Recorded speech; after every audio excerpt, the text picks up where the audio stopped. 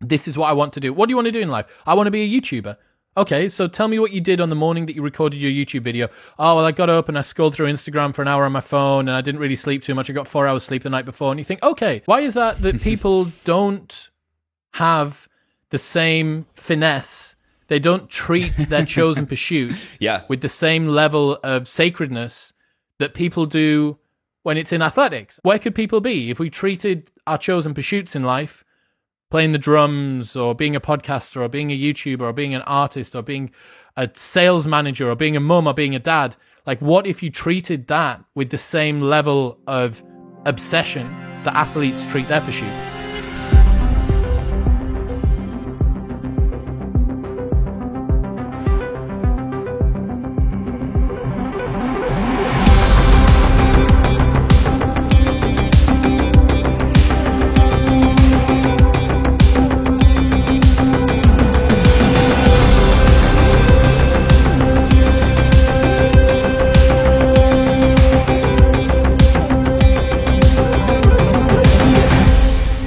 Welcome into episode 24 of All In with Adam. I'm here with the very handsome Chris Williamson. How are you, sir? I'm good, man. How are you? I'm doing great. So I know a good bit about you. You and I don't know each other personally, but I've been a listener of your podcast for at least a solid year now. It's in my regular rotation.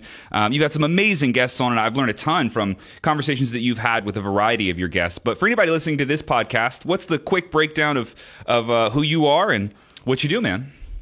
Yeah, so I'm a podcaster from the northeast of the UK, a place called Newcastle, which is the final city before Scotland.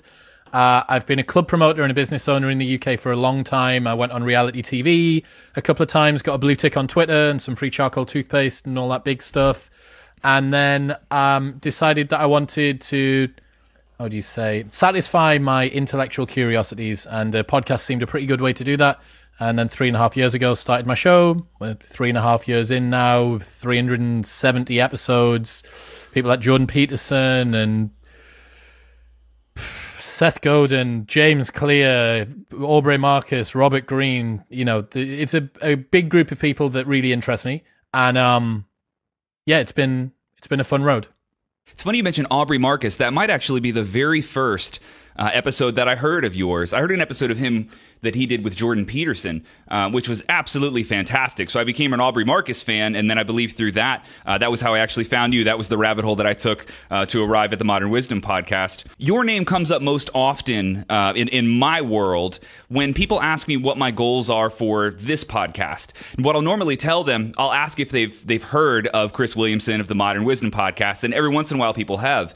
And I say that is my 2 to 3 year goal. The position you're in is one that I would like to be in a few years' time. So thank you for functioning as the relative goalposts for this project for me. It's been really cool to see someone who has, and I don't mean this in a negative context, but you know, your podcast is not so big that it's impossible to imagine how a younger podcaster might be able to get there, right? So it's a cool goalpost because looking at Rogan and saying, maybe I'll do that one day, the likelihood is very likely you won't. Very few people will ever reach a level like that. So it's nice to have some of these relatively smaller podcasts. And for me, you've always functioned as just a really, really good goal to have. So thank you for that.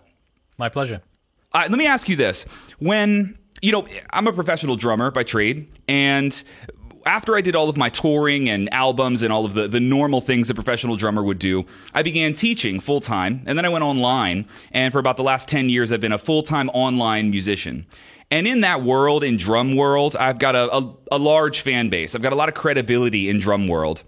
And whenever over the last 10 years, especially in recent history, if I ask anybody to collaborate with me, if I want them to come on my drum podcast or do a musical project or make a little Instagram clip, the likelihood that they'll say yes is extremely high because I have a large following. And so it's an easy game to play. I kind of know what to expect most of the time. But it's been really jarring to start a brand new project, a new podcast where I have no credibility. I have no reason to expect that any of my fans would come over and listen to me talk about anything not related to drums at all. And so you were one of the first people where I sent a message asking if you would be interested in doing this podcast. And I felt something I hadn't felt in many years, which was like, why on earth would you say yes? Why would you say yes to a podcast like this? I know what it's like to have 250,000 fans and followers and have someone with 600 followers ask me to come and do a project with them. And that answer in drum world for me is often no. So this might be an odd question, but can I ask why you said yes to this podcast? It seemed interesting, man. I respect people that send messages like yours, and this is a piece of advice for anyone that wants to get something from someone else. If you keep your message short and concise and you ask what you want very quickly, like, I just respect it. Maybe you caught me at the right time on the right day. I don't know. I can't say yes to every podcast. But yeah, like concise messages for invites for stuff. I still keep mine. It's like you can read it in 10 seconds. Hi, I want to bring you on my podcast. This is why you should do it. Can we make this work? That's it. And I still use that same thing now. So yeah, I think that was part of it. And then maybe you got me on a good day. Awesome. Well, I'm glad I got you on a good day for sure. And, maybe the wording of my message was crafted because I've gotten so many of those messages. And there are some where it's, 6 paragraphs from a stranger is not going to work. I'm not going to finish the message, or if it includes a life story, a biography, also, probably going to be a no. But anyway, well, I'm deeply appreciative you took the time, man. I think we both know the reality is you're helping me more than I'm helping you, but that favor has been extended to me many times. Wait until I want to learn the drums, man. I'm planning on learning the drums in a couple of years' time, and I'm going to call this favor back in. Dude, absolutely. Have you ever played any music at all? Oh, God. My mum forced me to play the violin between the ages of like 11 and 14. And I was in orchestras and stuff like that. But, okay. No, that was the end of my musical career. Gotcha. I'm always surprised when parents like either choose or permit the violin. It is one of the most annoying instruments to like overhear someone practicing. It's not pleasant. Drums aren't either. It's easy to get wrong. Very, very, and it's just it's a cringy sound. A bad violin. It is not pleasant at all. Yes. Yeah. So, any desire to ever return to music? Would you ever play again? Oh, dude, I've got you now. I've got you in my corner. I'm all over it. Absolutely, man. Absolutely. It's a blast, man. It's a blast. I have found though, like, I don't know, music changes as I've gotten older. As I've crossed that 30 mark, the novelty of being a musician feels a little bit more apparent. It's not so enthralling. It feels a little bit more artsy than I remember it feeling growing up playing music, right? And it reminds me of something that I heard you say in a recent podcast, that there's sort of I believe you called it an intellectual menopause that sort of happens around this 29, 30 mark. And I've experienced that in the last couple years for sure, even where my interests are changing. I crave more order. I'm a lot more risk averse than I used to be. And the word menopause is quite interesting because women have a scheduled biological event where these behavioral changes are built in to their existence. It's on a biological clock. Have you ever considered the fact that there might be somewhat of a biological clock for men? Or is it merely like time being conscious, after 2 decades or so, you seem to have these change of interests? I don't know. If there's not something biologically happening to everyone, then we're all just synchronous beings, like everybody's in simpatico. All of my friends that get toward the end of their 20s and they realize that the sort of life that they were living, the ones that are a little bit awakened, the ones that are growth-minded and are trying to really sort of get after it, they just realize, man, like the sort of life that I was living just doesn't serve me anymore. And I think, so speaking of Aubrey, I had Aubrey on the show last night and we spoke about something very similar to this. And we were talking about the fact that your persona, the person that you are to the outside world, it sort of crystallizes around you. It's like a crab's shell. So whereas the person that you are, your sort of truest essence, the synthesis, the distillation of your ego is constantly changing. You yesterday versus you tomorrow, like Adam last month versus Adam this week versus Adam next week. And the same with me. It's always just dancing slightly and moving and changing. But the persona that you have outwardly to the world, that's a little bit more staccato. That's more like iterative, right? And it happens kind of like a shell.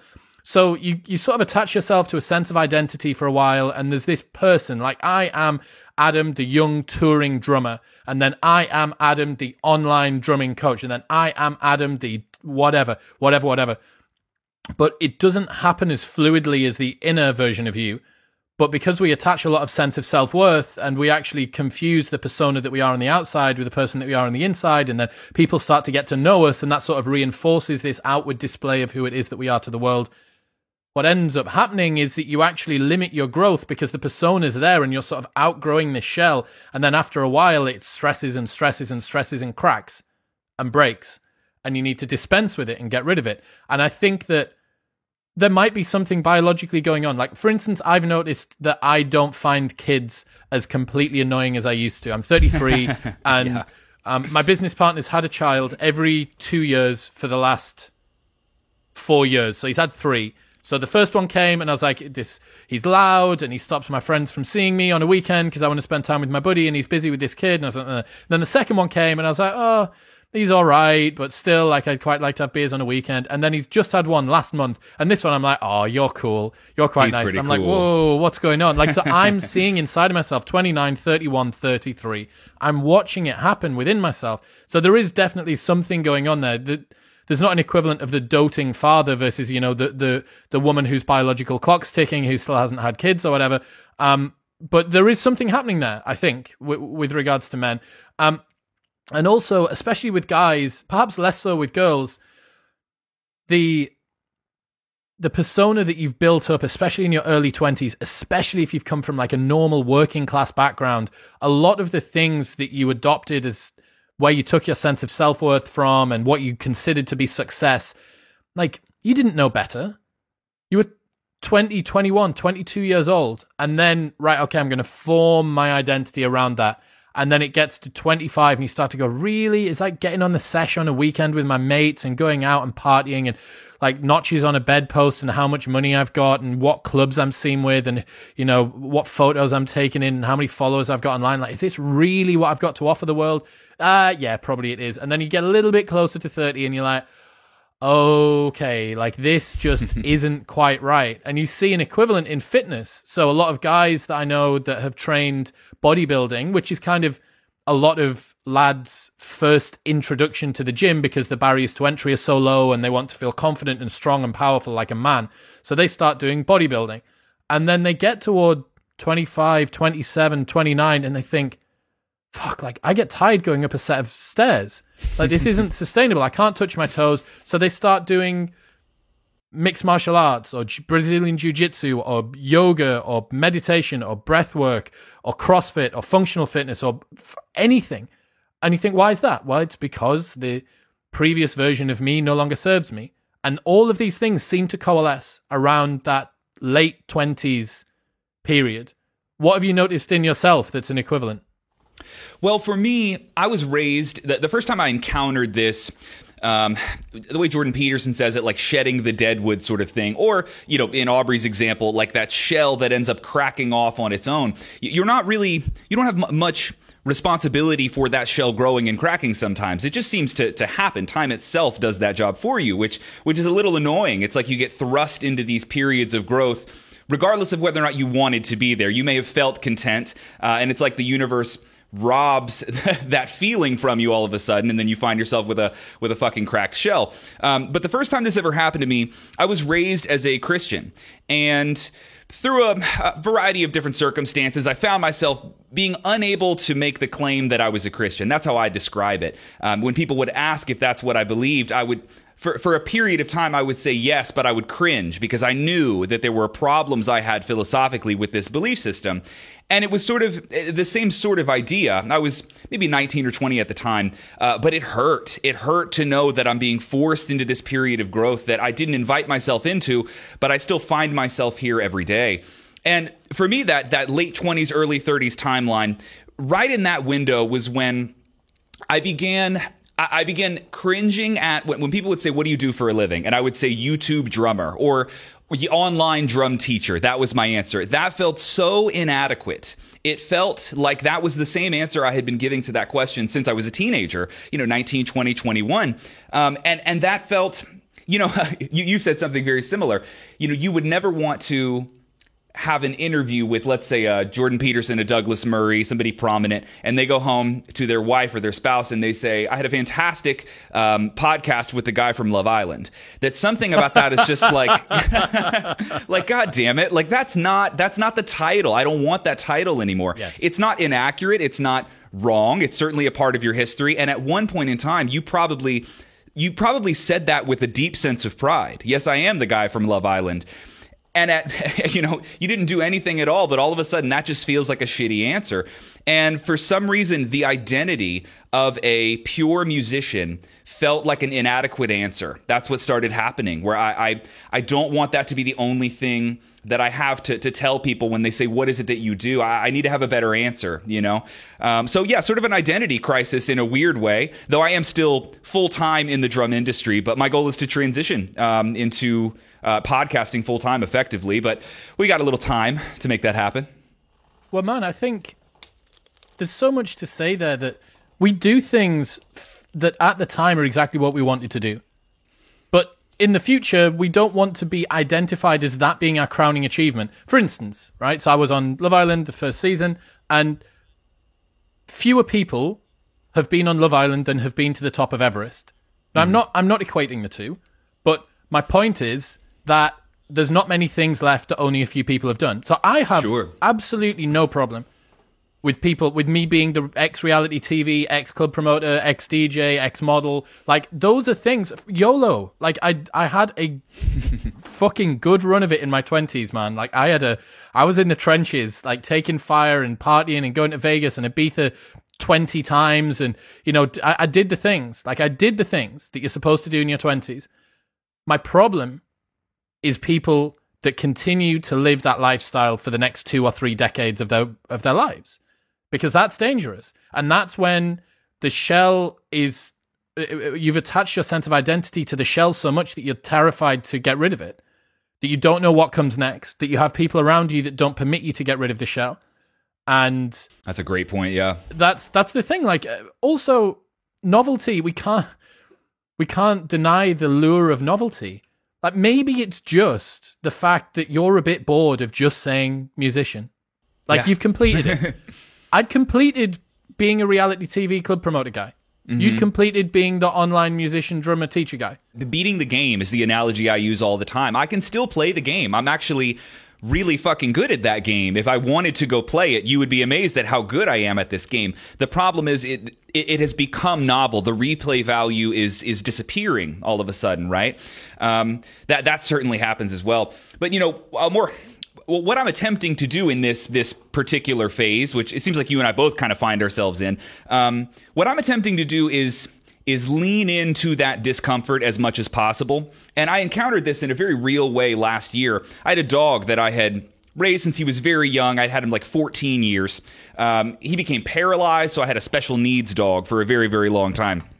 And you develop this crazy bond with like a special needs animal, It was not something I signed up for, but it was really a beautiful experience. And he had a heart condition, and we had to put him down. And I had decided when that was happening that even though I'm thrust into chaos here, losing my childhood dog, and this is seriously very, very painful thing to go through, I was there for the whole experience. I leaned into every moment of that experience. I felt the super shitty, morbid feelings that come with something like that. Stared him in the eyes as they put the needle in and put him down, And as painful as that was, in hindsight, it's been a year plus now, but man, what a wonderful way to have approached a sort of this big life-changing event. It was a huge deal for me to lose that dog. But the more I leaned into the discomfort that was that situation, the more I look back on that fondly. It was a really, really powerful growing experience. And I think the amount of pain and suffering that I went through was only lessened by the fact that I leaned into that throughout the experience. And so as I watch myself separating from the music industry, so to speak, there's a pain involved, just like when I left Christianity. There's a pain involved in putting on this new coat where you're like, I don't want to fucking wear this coat. It doesn't fit me right. And the universe sort of says, well, there's no other coat for you to wear, so try this one on, right? Think about using the crab analogy, man. Like that you used to have this hard shell that protected you. You knew what it was. It was comfortable and convenient and familiar. And now it's just this soft underbelly. Yeah. And you feel exposed and vulnerable, and you don't really know if it's going to protect you, and you don't really know if it fits you, and you don't know if another shell's going to grow. And another thing, talking about the dog example, leaning into the discomfort and not hiding away from the extremes of experiences. So living life on the edge, or living life to the edge, is something that I've thought of for a very long time, that we nerf the difficulties and the uncomfortabilities that we find ourselves in far more than we probably need to. And when we look back on our life, do we really want to say that I vacillated from 40% to 60% throughout my entire life? I just had this little window within the middle. I never went to 100 and I never went to 0, ever. I never allowed myself to experience complete awe or complete dread or complete joy or complete despair. I just wanted to be fucking comfortable. No, that's not the sort of life that I want. And every single day, every single person has to battle against the desire for us to just sit in that middle. We want to be at 50%, comfortable, safe, repeatable. And that's what you need to think of. Like that situation with the dog, you could have gone home and had a bunch of beers. You could have decided that I remember when my first dog died, I was like 13. So I wasn't bothered about personal growth, but I didn't want to watch her die. So I stayed in the car, and Mum and Dad took the dog in. So I stayed in the car, and I said goodbye to her, and I've got memories of saying goodbye to her, but I said goodbye to her at the door. So I stopped myself, 75%. I stopped myself there. I didn't want to go to 100%. Yeah. And this is what, for me, that's what I want. I want to feel 90%. I want to feel 10%. Sure. That's what I want. One of the things I think that my innate artistry, I find my disposition is far more conservative nowadays, but growing up, I was way more of an artist for sure. And some of my innate artistry has led me into that bouncing up and down with the extremes. They're a little bit more interesting, especially when you're young. But I've always told people that same thing. If you want to go on the entire ride, you have to be willing to go to the 90 or sink all the way down to the 10. And it makes everything, more enjoyable, relative to other things, right? Like it's a classic analogy, but like the highs are only high if you've experienced the lows only suck if you've experienced the highs. And I don't know, I'm with you, man. I'm a huge fan of going on the entire ride as it's meant to be enjoyed. And that doesn't mean that you necessarily need to chase the peak of ecstasy at all times, or you need to, scrape the bottom and necessarily feel what it's like to die. And that's why I like that you said 90 and 10, not 100 and 0, because 0 is probably dead, and 100, bad place you'll probably hate anything below that if you ever scrape up to 100. But, well, ecstasy might get you kind of close, but we'll call that 99. The thing that you don't want is to just fear it. It could very well be that I don't go through my life and I don't ever feel 10 or 90. Like I might just not experience a situation in which I get that low or I get that high. But I don't want to be fearful and wrangling, trying to control the world just in case it happens. I don't want to be so tight, holding on to life, trying to control it. The same as if you've ever had a psychedelics trip, and if you try and wrap yourself around your ego and you try and hold on, it's like being sat on a rocket, like a firework, and you try and sort of swing it one way because you want to control it, and it just goes and flies off on its own. And you go, okay, like the only way that I can let this fly straight is by completely releasing. So there's a writer called Jed McKenna, who is a spiritual writer that's written a series of books. He writes them under a moniker, so no one knows who he is. He doesn't exist on the internet. There's no way to contact him, and he writes under this alias. But he seems like probably one of the most awakened people that I've ever met, and he speaks very, very concisely, very, very straightforward. And he talks about releasing the tiller. So the tiller is the thing that you hold on the back of a boat that controls the rudder. And he talks about the fact that a lot of people throughout life, they're holding the tiller, they're gripping it as hard as they can. They're desperately trying to control all of the things because they think that if they can grip it a little bit harder, if they can steer a little bit better, that maybe they'll be able to wrangle all of this chaos around them into order.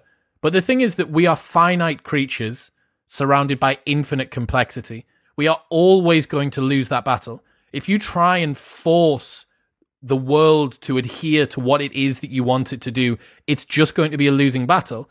And his recommendation, his advice is to release the tiller. He says, just let go. The psychedelic analogies are just so poignant sometimes, but I remember one that I might be stealing this from Sam Harris, but if not him, somebody in the in that space. But he talked about if you and I were to get on a train and we were to, the tickets we bought were to go to New York, but we find out about an hour into this train ride that we're actually going to Texas. We're going to the wrong state altogether.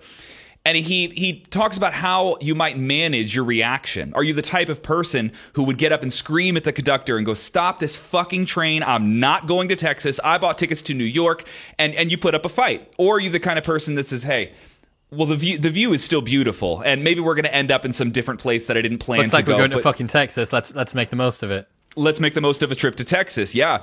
And of course, the analogy was a little more direct to like, this is how you predict how you might react to I don't know, a suspiciously weird mushroom trip. They're all a little bit weird. But, you know, I always thought that analogy was much more broad, right? That there's a lot of situations in life where you're probably better off enjoying the view, not gripping the tiller, was the word? Tiller, yeah, T-I-L-L-E-R.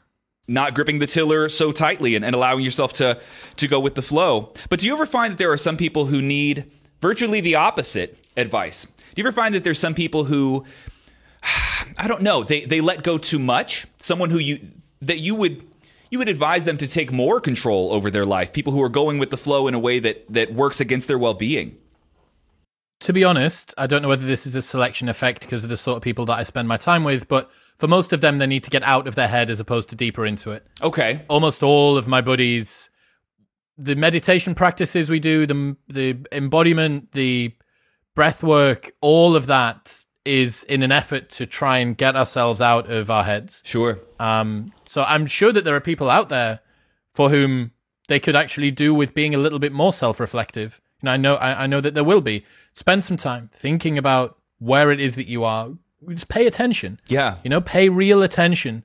Notice the details. Reflect on the details. Like, there is beauty in having a level of dexterity and high resolution with how you perceive the world. Like, I fucking love noticing tiny little things in the way that someone's facial expression changes as I'm talking to them on the podcast, or the way that somebody opens the door, or the way that somebody opens a bottle of water and drinks it. Like, all of that stuff, it fascinates me. I love observing details, but the problem with that is that you can't switch off. Mm-hmm. The problem with that is that it's very difficult for you to let go. Now, for someone that never notices those things, there is a depth of beauty in the world that they're missing out on. Look, if you pay a little bit more attention, if you were a little bit more reflective, you would be able to see things. You would go from 1080p to 4K, and you would go, wow, look at all of this detail that I was missing. But on the flip side, you also can switch off more easily. So, it giveth with one hand and taketh away with the other. And the ideal goal is to be able to switch from the screen is off to I am in complete high resolution. That's what you want to be able to do. You want to be able to move between the two. And that's the goal that most people are trying to aim for. I think one of the reasons that I often deal with people who I try to get them to engage more as opposed to finding how to have the off switch or to back out is because I'm a teacher. So I deal with many people who want to take the study of rhythm or the study of drums. They want to bring that into 4K high resolution. And so it's a matter of getting people to pay attention more, to plug in more. That's sort of what I deal with. It reminds me of, did you have Peter Crone on your podcast? Yeah. He's a good dude. Yeah, good dude. Same sort of idea, right? Where he has to wake people up in a lot of ways to pay attention to the things that are right in front of them all of the time. I think part of that is educators have to deal with that, bringing that out of people. Yeah, I think you're right. He's also a really good-looking dude, which is... He is. He's a badass, man, yeah. Oh, I'm jealous of his... I'm jealous of some of his coaching fees. I had actually looked up on his website to see, and my goodness, I can't afford to hire that man as a life coach, but he's just so brilliant. His podcasts were so powerful. I wanted to look up and say, what does this man charge? And that's what he charges. I get it. It's like I get 50 grand or 100 grand or something for like a weekend or something with him, is it? I remember $7,500 per week, and it's paid monthly. So they list the weekly price, but that's not really the weekly price. Yeah. It's you're talking six figures per quarter to be with the guy, but really cool, man. I've Yeah, I don't know. The concept of life coaching, have you ever looked into that before? I know you've spoken with Peter Crone, but have you ever, I don't know, have you ever gone down that wormhole? It's very interesting. So I've done productivity coaching. I've actually assisted with productivity coaching for a while. I was contracted to a company in Germany, so I was flying over there to go and give their guys a bit of help. And to be honest, a lot of productivity coaching ends up being life coaching. Like most people that think they have a time management or an attention management problem actually have a life management problem. That it's the reason that they're unable to focus at work is because they just do not have an evening routine, or they do not have a morning routine, or they do not have a good relationship with their health or their fitness or their partner or their whatever. Yeah. The issues are wide. Yeah, so you go in being the guy that understands the Pomodoro technique and how to prioritize time blocking, and you end up being a low-key therapist, which was fine. Like, I was happy to sit there, and everybody was aware that I am not a professional. Do not heed this as medical advice, blah, blah, blah. And I think a lot of people just wanted somebody to talk to. But yeah, I think the value of getting a coach generally is wildly underrated by most people. There are some people that have taken that red pill and know, look, like, if I want to get good at a thing, just find the person that's really good at it and pay them to teach me how to be them. Like, that's what you should do. Like, if I want to become a good drummer, I find you and I say, presuming that you have the resources to do it, and I say, look, teach me how to do the thing. You know how to do this step by step. Find the person that understands the process. This year, I did a TEDx talk at the start of the year, so I found a speech and diction and theatre coach all rolled into one. And I said, right. Beautiful. Let's work on my presentation. Let's work on my cadence. Let's work on the way that I'm pronouncing my words, and let's work on the speech. So did that, and then kept working with him on the show. And then recently, this week was my first session with my comedy coach. So I found a comedy coach because I want to become better at humor. So I want to be able to deploy jokes, and I might do a little bit of stand-up just so that I have that skill in my repertoire. But it's all in service of the podcast. So I'm like, right, I want to learn how to be funnier. I want to learn how to be funny. And I'm going to find a guy that teaches people to be funny. I didn't know that such a thing existed. Comedy coaching. I know there's improv classes. I would think of that. Definitely acting coaching as well. But comedic coaching, that's interesting. I would love to get some stories from your comedy coach, because I feel that there's got to be some people where the answer is just, it's a hard no. Like, this isn't for you, my man. It's not going to happen. Like, 1 out of 100 people with drums, it's actually like that. Like, I can teach almost anyone to play anything, but every once in a while, yeah, sometimes that fucking guy comes in. It's like, I'm sorry, man. Have you considered guitar? There's got to be something else here. But yeah, I think there very well may be that with. I'm hoping that's not me. I might be that 1 out of 100. But we had a really good session this week. It was funny, man. Yeah, it was great, and there's something really beautiful about that. So it's something else as well that I've been thinking about, and you may be able to draw some analogies from the music world. Not many people treat their pursuits outside of athletics. So outside of sport, not many people treat their pursuit like an athlete. And what I mean is that when you think about an athlete, maybe one that's going to the Olympics or somebody that plays for a professional team, every single thing that they do in their life is geared toward maximizing their performance on game day. Everything, from their nutrition to their mindset, to the exercises they do, to the drills that they run, to the way that they spend their social time, to their recovery, to their sleep, to everything that they do is geared toward them being in peak performance mode. Yeah. And yet I look at people that say, this is what I want to do. What do you want to do in life? I want to be a YouTuber. Okay, so tell me what you did on the morning that you recorded your YouTube video. Oh, well, I got up and I scrolled through Instagram for an hour on my phone, and I didn't really sleep too much. I got 4 hours sleep the night before. And you think, okay, like, why is that? Why is that people don't have the same finesse?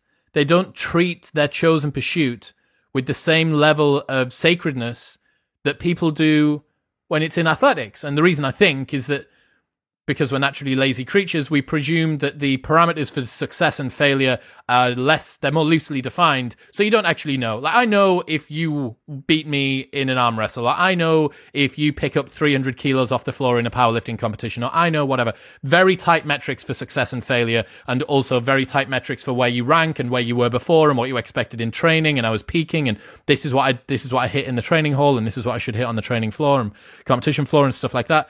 But there isn't the equivalent for YouTube. Like, you don't know, objectively, if this podcast is 10% better or 10% worse than your last one. It's just this sort of weird, kind of messy sense. And I think that those degrees of freedom, they give us slippage to allow, we know that we can't judge our performance tightly boundedly. So we say, well, it doesn't matter because it's not going to show up in my performance tomorrow, because who knows what makes for a good podcast performance? Nobody. Yeah.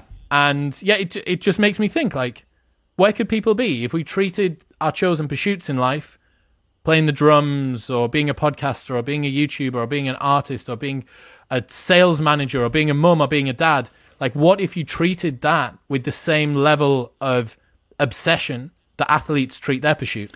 The spectrum, as I see it, is athletes and artists. That's really the spectrum that I see. And you're right. There's a significantly larger amount of parameters and metrics by which you can judge the quality of an athlete. It's very easy to do so. And judging the quality or the success of an artist, as you said, is this artistic creation 10% better or 10% worse than your last one?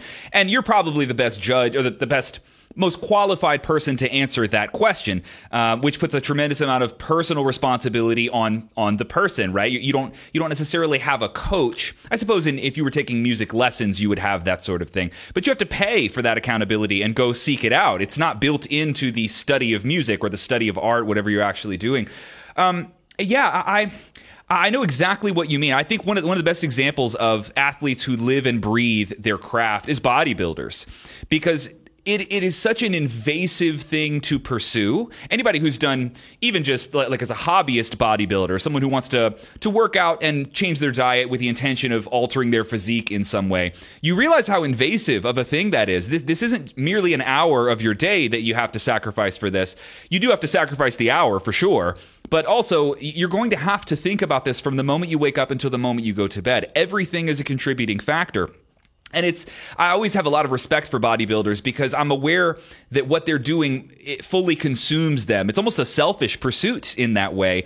And it does make you wonder, imagine if you had a Kai Green or a Phil Heath that attempted to learn an instrument that way, that attempted to be a painter in that way. It really makes you wonder if we're kind of scraping the bottom of artistry sometimes. If even the most talented artists that one of us might name, that they're not even close to the level of drive, of ambition that a David Goggins has, right? Or military is another good example of the people that will just absolutely fucking kill themselves for this higher pursuit. And now there are musicians and there are artists who do that sort of thing, but they're incredibly rare. And I don't know exactly why that is. I don't know. But I think it's because that spectrum is athletes and artists. If you're head in the clouds, full artistry, you're probably not going to look at things as though you need to have that much tact or that much strategy, but it would benefit you tremendously if you did, you know? Yeah, man. I get it. So you talked about being a productivity coach. I'm sure that scratches a particular itch, right? I imagine just an innate sense of meaning in that. Does being a podcaster scratch the same itch? Does it make you feel fulfilled in a similar way? Yeah, I think, to be honest, the productivity stuff, it doesn't get me out of bed in the morning. I'm not gassed up to make people more productive. It's a bit it's a bit transactional for me. And I did it briefly and it paid very well and it was fun and I got to go to spend time in Germany and meet cool people and stuff. Like, that was sick. But the podcast does something different. It genuinely hits me existentially somewhere. You know, I genuinely believe that the conversations that I'm having are important. And maybe they're only important to me, but they matter. And, you know, the messages that I get from people and the support and the way that it changes my life, if that's even 10% of, if other people are affected 10% of what it does for me, then that's huge.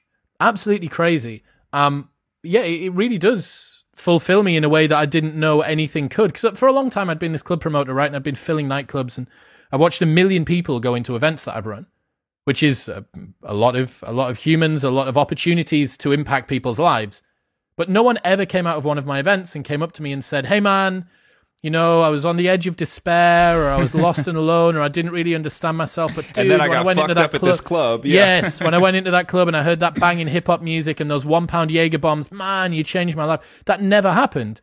So I'd spent a lot of time, 10 years of my life, having a commercial pursuit that I dedicated myself to that never fulfilled me, in the way that my first podcast episode did. Wow. And then the first episode, and I got some messages from some people, and I was like, wow, like this is like, it's like taking a drink of water when you didn't know that you were thirsty. Mm-hmm. That's what it feels like. It feels like being satisfied on a mechanism that you didn't know was there. And I could have done it in another way. I'm sure if I was a talented musician and I'd made people feel by playing music that was beautiful or moving to them, or if I was an artist and I'd created some work of art, or if I was an architect or a sculptor or anything that had just caused people, if I was a therapist and I'd helped people to get out of whatever situation it was, I would have gone, wow, like this really impacts me on a level below pure hedonic, like raucous pleasure. And sure, that was something I didn't know that I needed. And again, this is another part of that menopause, or the intellectual menopause. Menopause. That's the word I'm going to use from here on out. Yeah, that's the one. That's the one that I adopted. It was the fitness menopause for a while, but then the menopause. It was part of that. I was like, right, this fulfills me in a way that I wasn't. And at 21, I wouldn't have given a shit. If someone had come up to me and said, hey man, like I was lost and alone and you club night really helped me, I'd be like, oh, cool. Is it your round? Like, I'm not bothered. Yeah. I wasn't fussed about that, but I was ready for it. And yeah, sort of when I needed to find something that fulfilled me like that, I did. That's awesome. So on the topic of menopause, circling back to something we had talked about a little earlier, you'd mentioned that you had a good friend who has had, third kid, right? On kid number 3? Correct. And that your view of each kid had somewhat shifted. And it's really interesting to me because I feel like I know many of your views on a variety of different topics, but I haven't combed through the archives of the Modern Wisdom podcast. And I realized one thing I've never heard you speak about before is your view of marriage. And it's interesting to me because I imagine if you wanted to be married, you would be. I don't imagine that exposure to beautiful females is a problem that you've had in particular, but it makes me wonder, what is your philosophy of marriage? Is that in your future? Is it something you've given much thought to? I'm talking about this a lot at the moment, or thinking about it an awful lot, man. The dating dynamics and stuff, because it's on the forefront of my mind. I wasn't fussed. Like, I always presumed that I would probably end up in a relationship, and sort of family was something that you thought that most people did, so you would probably do.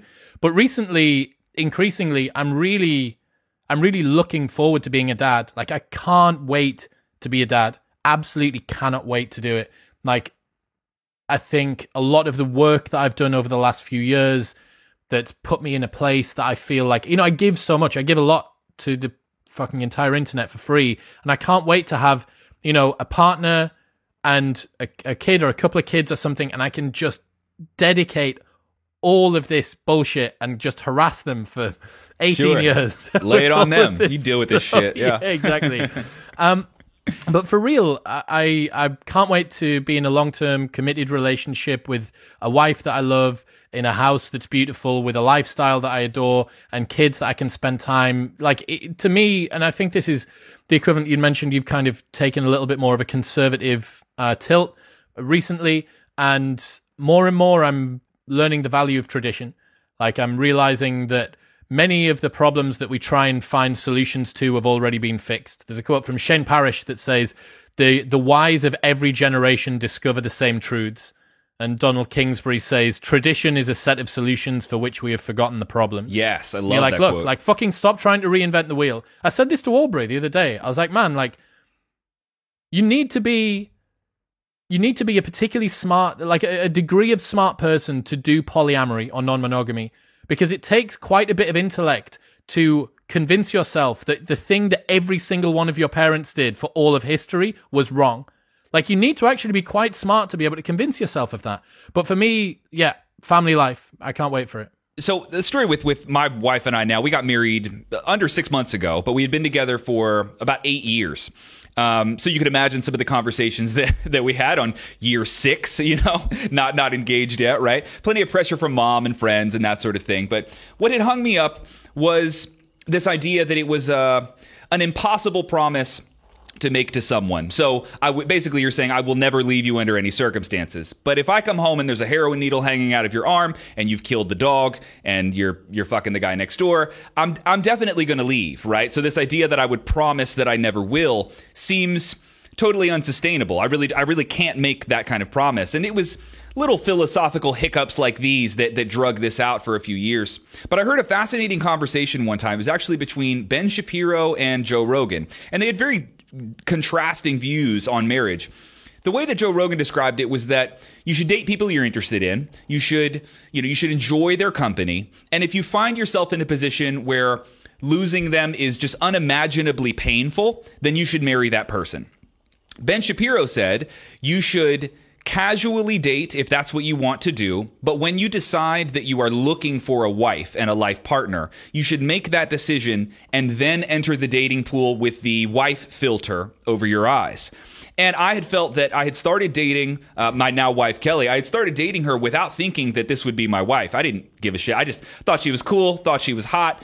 But then we're 3-4 years in, and I realized that I had never looked at this with fresh eyes and said, if I applied this wife filter and said, okay, I'm looking for the life partner and absolutely no one else, would I have picked her? Would I have even gone on the first date if that's what I was thinking? And I had to take a couple years to answer that question, to pretend I had never met this woman before. And would I pick you if I started from scratch? And for me, it turned out that the answer was yes.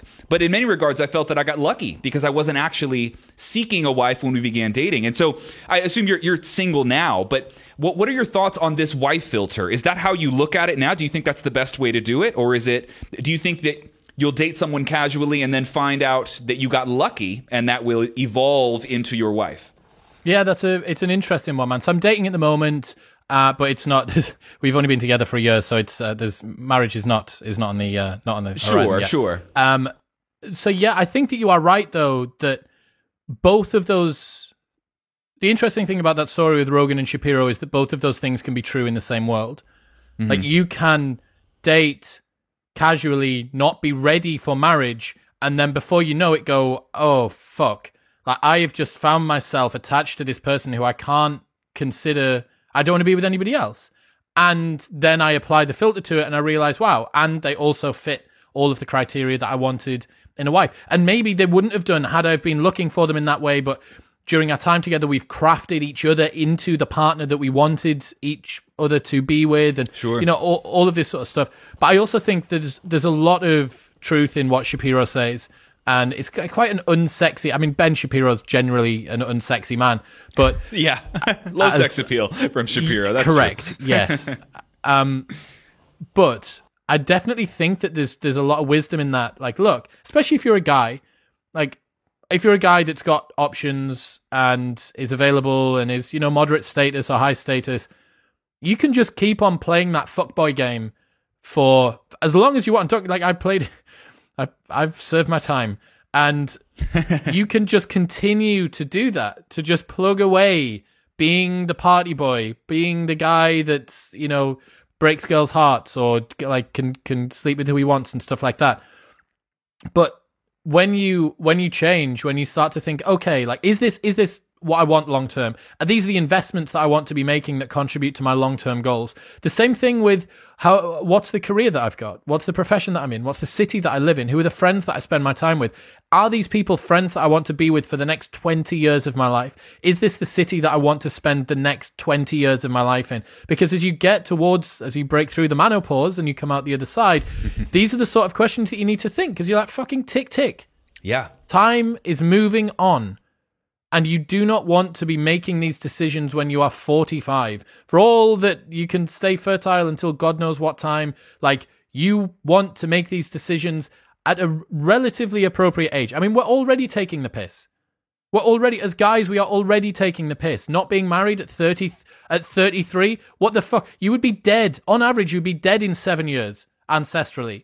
Like, you are living on borrowed time, my friend. Yeah. So, yes, allow yourself to revel in some of the freedoms, and if you do not want to settle down, that's a life choice. But if you think that you might do, then start to ask these questions, and even just stress test it in the dating market. Think, okay, let's say that I'm single and I'm not ready for marriage, but I'm going to date for 3 months or something and just spend a bit of time going out with girls and speaking to girls with this little filter on. And I'll just think like, okay, so I'll just play around the next relationship or whatever, the next couple of relationships that I spend time with girls. I'm going to think like, okay, so what would I be looking for? What are the red flags? What are the green flags? What do I think's good about it? What do I think's bad? So something that I've realized is that the girl that I spend the rest of my life with, she needs to be quite agreeable. One of the reasons for that is that I let things drop very slowly. So if there is resentment, or if there's bitterness, or if there's power games, or if there's disagreements, those go back and forth.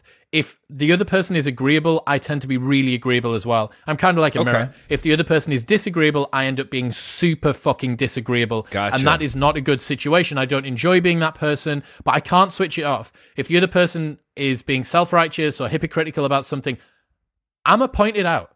I'm going to go, like, I don't want to be that guy. I don't want to be that dick. So if the girl that I'm with is a little bit more agreeable, what I've discovered during my sampling over the last 15 years or so is that I tend to have a much easier time. It's so free flowing. She's happier because we're never arguing. The girl that I'm seeing at the moment, dude, we've never argued once. We haven't found anything to argue about. She is super, super agreeable, which makes things easier. But it's not like I've been taking the piss. It's not like she's been rolling over. If there was something that I'd done, she would tell me that I was wrong. But just the manner in which it happens seems to be so easy. But I wouldn't have learned that had I not have been with...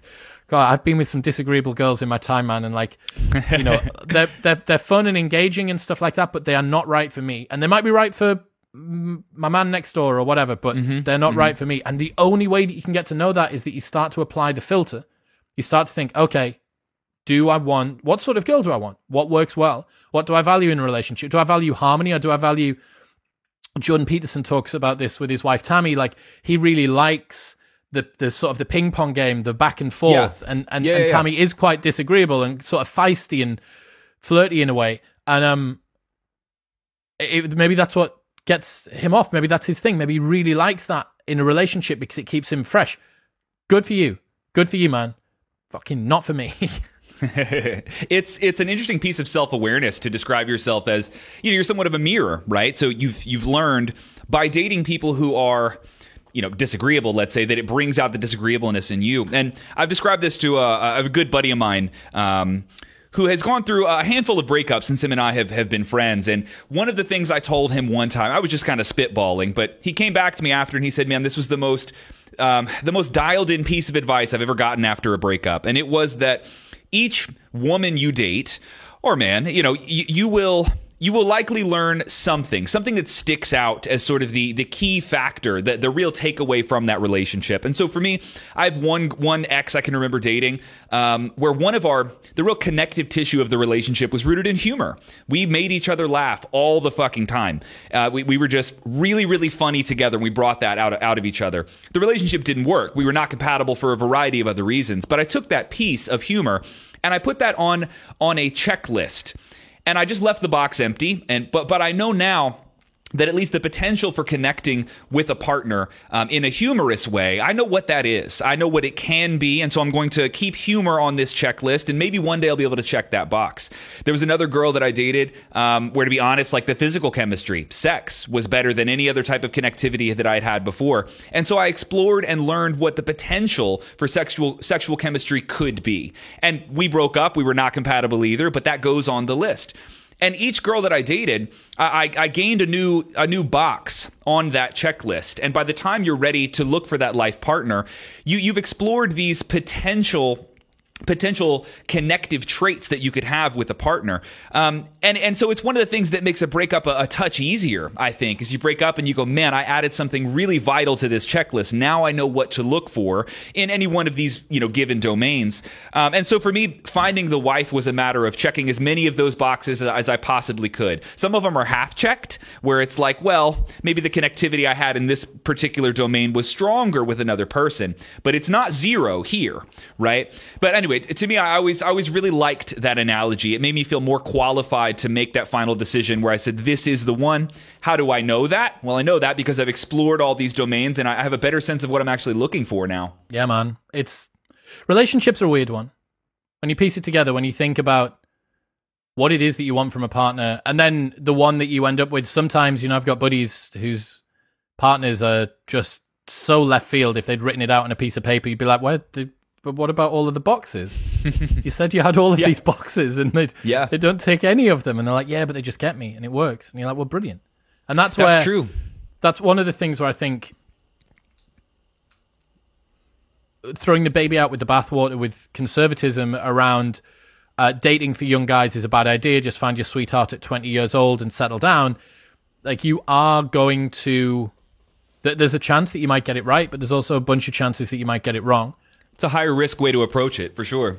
Yeah, you're just not as experienced in all of these areas. You know, even with, like, mitigation. Like, let's say that the first time that you get into an argument, you just can't control your emotions.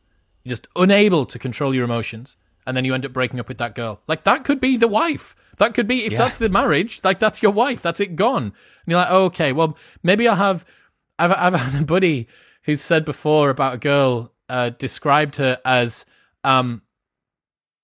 she's the perfect wife, but she needs to go through a divorce first. What a statement.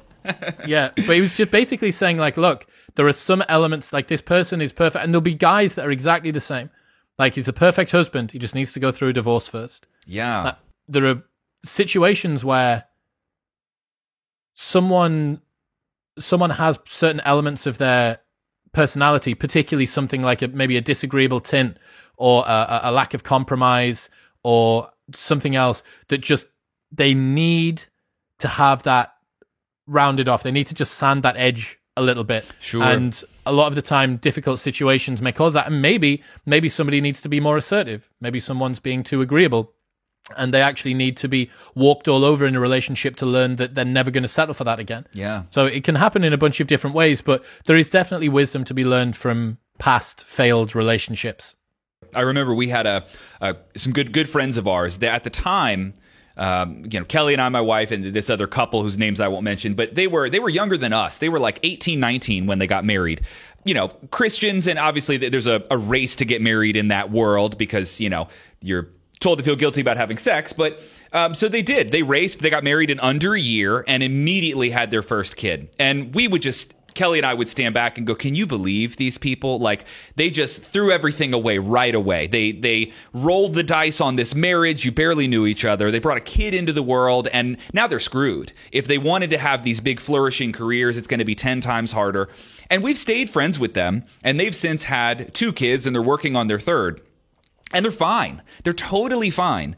Now it feels like they just got a fucking head start on us because now we're about 30. Well, I'm 31. We're trying for the first kid. And then here we're meeting their kids and their kids are like 7.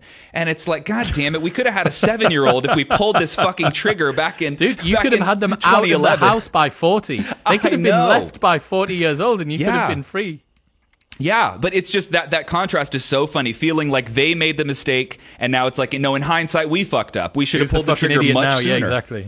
Yeah. But of course, they did take a risk. I think objectively, those people do take a risk. To get married at 19, like, you're on paper likely a fucking idiot. It's just, if you and the idiot that you married can turn into not idiots and help each other, you know, carve that stuff out. I think it's beautiful because I think you get more time on the planet with the most important person in your life. And then you apply that to kids, more time on the planet consciously with your children. Yeah. I mean, what people would give for that on their deathbed, you know, just to have had your kid 5 years earlier. That's something I've never thought of. I've never thought of the fact that the longer you wait to have kids, the less time you get to spend with your kids overall in life. But yeah. Think about, you know, those halftime shows at the basketball games and they get some fat guy out of Rose Ed and they say, hey, you're going to throw this for $500,000. And he sort of runs up and he's like wiping Cheetos off the top of his T-shirt. And he just like, he throws it and it comes out of his arm sideways, but it goes in and no one can believe it. And you're like, well, you know, some people get that with marriage as well. Yeah. I've heard Jordan Peterson talk about this, that you should have a child by mistake so you don't have time to think yourself out of it. That like having a kid on accident at 20, 22, it'll like, you're going to have a lot of people angry at you and it's going to feel like a fuck up. But by the time that kid is 18 and out of the house, you'll be glad that you're, I don't know, fucking 35 or something, right? It's just a totally different way to do it. So you've had a lot of guests, a lot of awesome guests on your podcast recently. I remember you had posted maybe a month ago, like a long list of upcoming guests. Anybody that sticks out? Who are you particularly excited about that you've talked to recently? So Aubrey yesterday was a special one, man. Like, that guy is... Special guy. Yeah.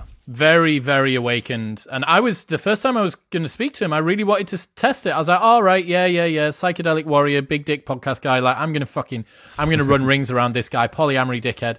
And then I sat down with him, and within 5 minutes, I was like, this guy's the real deal. Yeah. Very, very aligned, incredibly self-aware.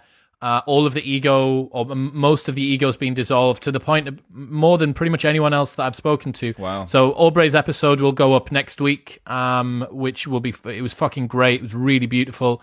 Brett and Heather, so Brett Weinstein, Heather Haying, they're coming on to talk about their new book. Cool. That'll be good. Robert Greene is releasing a equivalent of the Daily Stoic, but about his laws. So he's got the laws of human nature, and he's doing a daily journal thing that you read 1 page a day, but it's about his stuff, kind of like Ryan Holiday did. And I've got Ryan Holiday on Monday about his new book, Courage. Courage is Calling. Courage is Calling. So that's his new one. So he'll be good. John McWhorter, who is a really interesting thinker, he'll be good. And then I'm actually about to try and take a step into the lion's den, so to speak, and bring on some more left-leaning thinkers. I've had a lot of people from sort of the center and the center-right, so your Jordan Petersons, your Gad Sads, your Douglas Murrays, Andrew Doyle, Zuby, etc., etc. But what I've realized is I genuinely don't think that this outlandish example from libs of TikTok and then reacted to by the right to say, like, look at how crazy the left's going, like the liberals are out of control. It's just not a sustainable cycle as far as I can see. And I know that there must be well-meaning people, well-reasoned people on the left who know that this is a fucking permanent own goal, that they're just constantly shooting themselves in the foot every time that they attach themselves to this identity stuff. So I'm interested in finding out what the rehabilitated, new, forward-thinking, reasonable left side of the aisle has to say. So I just yesterday confirmed David Pakman. Do you know who David is? I do know David Pakman, yeah. Yeah, so he's got a huge channel, big sort of... Very left-leaning as well. Yeah, correct. And I was completely open with him. I was like, hey, man, I've had loads of people from the right on, and to be honest, I want to hear what the well-meaning left has to say. Like, this isn't a fucking gotcha thing. I'm not getting you on to go like, oh, and what about what Biden's done with the vaccines? Sure. I'm not bothered about that. I'm bothered about saying, look, do you think that the crazy outlandish stuff, like, what's it like to be someone who is attached to the 1,000 genders people? What's it like to be someone who is attached to, like, tell me what it's like? And I really want to fucking sink into his position on it. And there's a couple of other people. So ContraPoints is another potential. Noam Chomsky is another potential. And then Ben Burgess is another. So I've got this sort of, I'm trying to play chess with cancel culture a little bit. And think like, okay, well, what David's a fucking really, really interesting guy. I just don't sit in the same position as him mostly when it comes to politics. Sure. But I don't sit in the same position as him when it comes to politics when it's framed in the way that the internet's doing it. And, you know, for all that I fucking adore Ben Shapiro, like, I've listened to his show religiously throughout all of last year because it's a daily show, and when the news cycle is fast like it was at the beginning of COVID, it was perfect because he'd synthesized each day what was happening, and you needed someone to tell you something every day. But even with Shapiro Show, Matt Walsh, who I fucking adore and I think is one of the funniest people on the internet from Daily Wire. He's a funny man. The man is a genius. Even with him, I'm like, oh, God, okay, like, it's another stupid leftist doing some stuff. But, like, right, is that a straw man for the entire position of people that are on the opposite side of the aisle to you? I simply have to have more faith in the reasonable people on the left that they are not attaching themselves to these obvious own goals. Like, it just has to be there. Or that's my hypothesis. So I want to stress test that. So I'm going to get David on, and he mentioned if it goes well that he might put it on his channel, which would be great because he's got like fucking over 1 million subscribers now. 6 times as many subs as Mil. Yeah, he's got 1.5 million subs. And I think it would be, you know, if you were to have that conversation, really well-meaning, well-reasoned, calm, insightful, that would be like, I've never seen anybody have that conversation. I genuinely haven't seen anybody have the conversation asking someone in his position on the left, look, man, like, really, what do you think about all of this madness, and how do you guys move forward in a way that doesn't alienate normal people?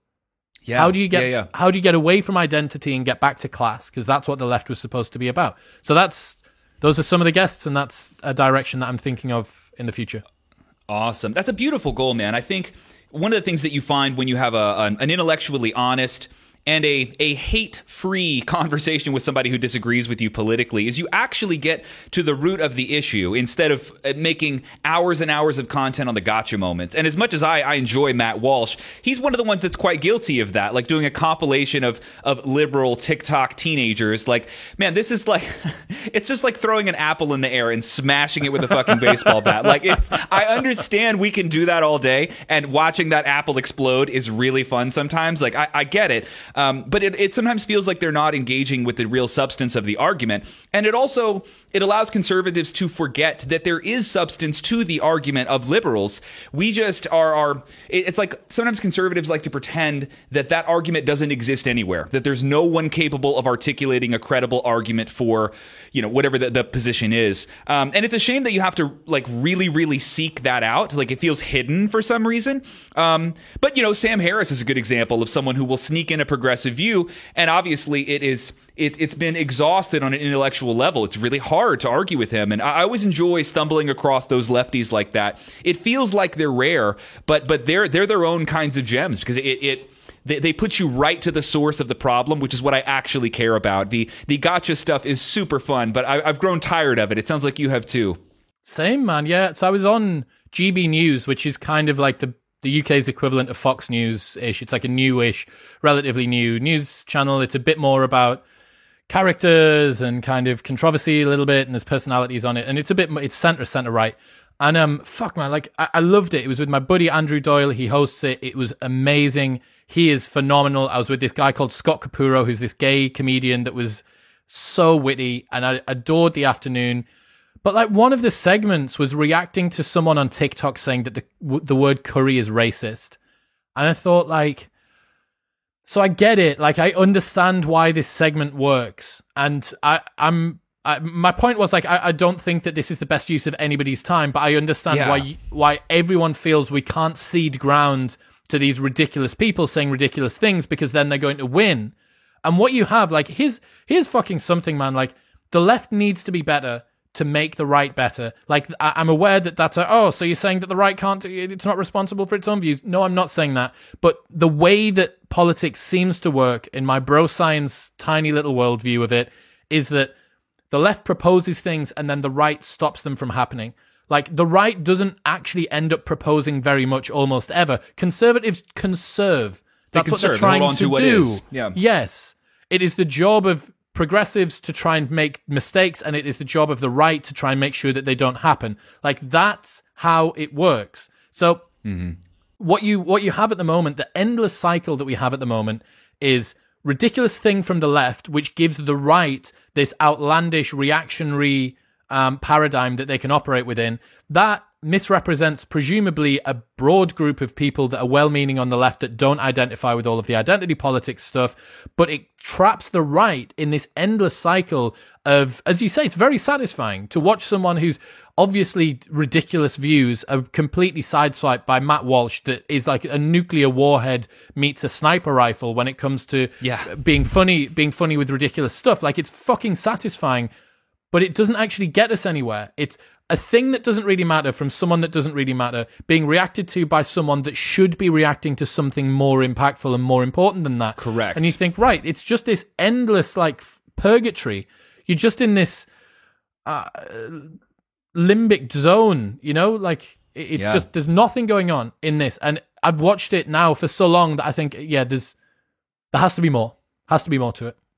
I heard an argument recently that absolutely blew my mind, having seen Shapiro and Walsh and Knowles and the Daily Wire crew, all of them, dismantling transgender arguments, which always seemed relatively easy to me because we start with biological men are not biological women. And sort of that kind of covers all of your bases, at least if you're trying to argue against the liberal TikToker insanity, right? But I stumbled across a YouTube channel of a guy, I want to say his name was Rausch, Raush. Yes. He's a lefty, right? Yeah. Yeah. And he proposed, I haven't watched much of his content at all, but I clicked it and I watched him get in for 10 or 15 minutes onto the transgender issue. And he proposed a completely different perspective that I had never heard addressed by Shapiro, Knowles, or Walsh, or any of them. And the way he described it was, you could very well have a word like, let's just say woman. But for example, think about the word human, where at a certain point in time, we had the definition of the word human did not include black people. And that was the accepted definition of that word, right? But the argument is that we got the word wrong, that we had to redefine the word itself, that this has actually happened at certain points in human history. And his argument was that when you say women, you are not necessarily including the biological element of that description, right? To me, I don't know that I necessarily agree with that. I think you actually do imply a tremendous amount of biology, but that is a really interesting fucking point that we can sit and talk about. It's a semantic argument for sure, but that's much more interesting. It's much more credible, and it has nothing to do with arguing that chromosomes don't exist or that there are negligible differences between men and women.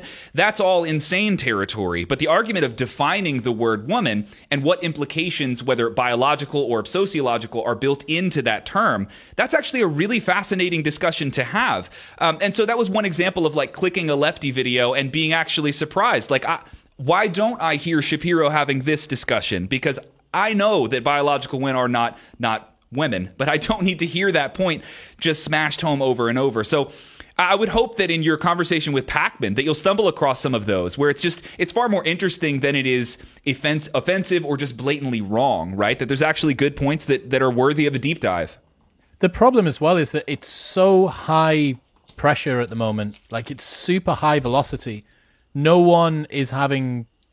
Well, very few people, it would seem, are having these sort of conversations. And the ones that do, they're not popular because, like, say what you want about Shapiro. That man can fucking move traffic. He is a traffic weapon.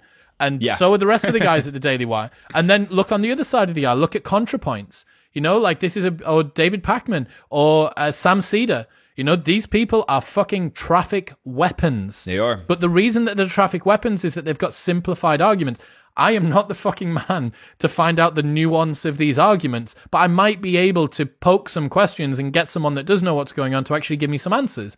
And yeah, I think like good faith, like genuine good faith, left to right communication just simply does not exist at the moment. I can't remember the last time that you had a Shapiro versus even a Shapiro and a Harris talking about Trump or whatever. Like it just wouldn't, I don't think they had that conversation publicly, but it just wouldn't go down nicely. Yeah. You know, you had that gotcha moment between Ethan Klein and Steven Crowder and Sam Seder where they switched that thing around, and it was so explosively brief that it finished before it started. Like that was if you want to have a fucking synopsis, the footnote to current left versus right communication is Ethan Klein with Steven Crowder and Sam Seder bumping in. Like, that's it. You just need to watch that 10-minute clip. Like, a thing was supposed to happen. It was supposed to be in good faith. It looked like it was in good faith, and it was burbling below the surface. One person did a shitty thing, so the other person does a shitty thing back, and then it all ends. You're like, that's it. No that's discussion communication. It's that's over. It. Yeah. Game over. And I would have honestly loved to see the debate. It would have been awesome. But I do understand, Steven Crowder's, his bow out of that was based that he doesn't want to begin a debate based off of a lie. And I'm empathetic to that. I do understand. But on that said, can you guys just fucking reschedule and have an actual debate? Well, it would have been nice to see it, you know? Or why not with Ethan say, look, man, like, I'm not going to do this. Like, would you mind if I brought Sam on? It's like, with that situation, there was, trying to put my priors aside, it does feel like a shitty thing for Ethan to do, to try and do that. I thought it was. That was my impression. Realistically, like, what did you expect the outcome to be? Like, what did you expect the outcome to fucking be of trying to get a gotcha moment on someone within seconds so that you can go as soon as you finish, and then as soon as they finished up, it was this real juvenile, like, yo, bro, we got him. Ha ha, we got him. Yeah, and Crowder did the same thing. Like what a piece of shit, and then have that conversation for 45 minutes like that's a topic of a show. Like, they did the same thing. Here's the fucking game, man. Both of those separate groups of people know that that's going to generate views. Yeah. So you have of course. perverse incentives. You have Yeah. perverse incentives. Everybody is bothered about getting clout. How can we get clout? Okay, well, let's fucking play this forward. And nobody's thinking, how do I have the best conversation? Or most people aren't thinking, how do I have the best conversation that adds the most value? What they're doing is playing this sort of like one step removed game of how do I have a conversation that lands well with my audience, that portrays me in the way that I want to, that algorithmically manipulates people, that manipulates the platform, that limbically hijacks people so that they get engaged because that's further going to propagate the platform. How can I utilize this across multiple different... I'll put the Twitter thing and then we'll explain the drama to go out like that. And I'm sure that there will have been a degree between them, although they'll rarely bring it up. There'll be a degree of like kayfabe, like WWE wrestling, dramatization, the puffing up of the chest, and it's performative. And that's fucking cool. I like the performative things. Like, you can do it with people that you're good friends with. Like me and Douglas Murray do the performative thing. Like when we do episodes together, that's fucking cool. You can almost play your role like in a good dance routine. Sure. Maybe today it's salsa, maybe today it's, whatever, the Charleston. But the vast majority of the interesting things and the valuable things in conversations aren't from the performance, they're from the insight. And there's not a lot of insight and there's quite a lot of performance at the moment. One of the things that has helped me solidify some of my larger picture political views has actually been sort of the archetypal messages that you get from characters like Aubrey and Jordan as well. I love looking at the left as sort of the archetypal mother. That's where it quantifies all of the nurturing, empathetic, I don't know, all of those qualities that go underneath the domain of the archetypal mother. That helps me quantify what the left is. And then I see the archetypal father, sort of the heroic protector, tough love, disciplinarian nature of an archetypal father. And it makes me feel as though what we're watching now is some version of a divorce, that a healthy, functioning democracy involves this marriage of the left and the right. And something is really beautiful about that. It's beautiful because you're so fucking opposite, but there's this beautiful mediation of chaos and order that happens when that balance is struck. And there's something very morbid and very sad about watching what feels a lot like a divorce. It feels like, you're supposed your parents break up in front of you, yeah. That's a lot what this feels like. I would really hate to hand the reins over to either party and, watch it go in either extreme direction. I would hate to see that happen. And I think one of the ways Jordan Peterson articulates it is that it's a dance. It's a dance into eternity. And I've always felt this is something that founding fathers recognized and sort of set into motion. And what we're watching is it's the end of a 260-year marriage. And man, if that isn't really, really fucking sad. I mean, it's sad when people break up after a year or 20 or 30. Think of a couple that gets a divorce after 50 years of marriage and how much more sad that is than a high school breakup.